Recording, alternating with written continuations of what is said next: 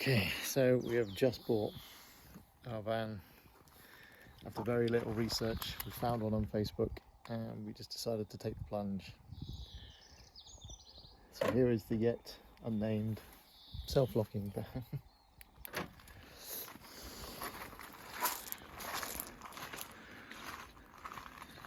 Thing of beauty.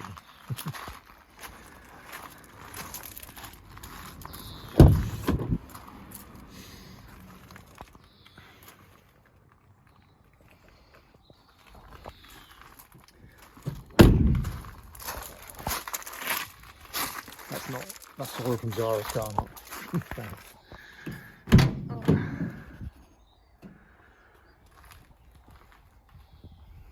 Apparently it was used to move window panes or something before, but all this will be ripped out and we'll put our lovely home on wheels inside here somehow.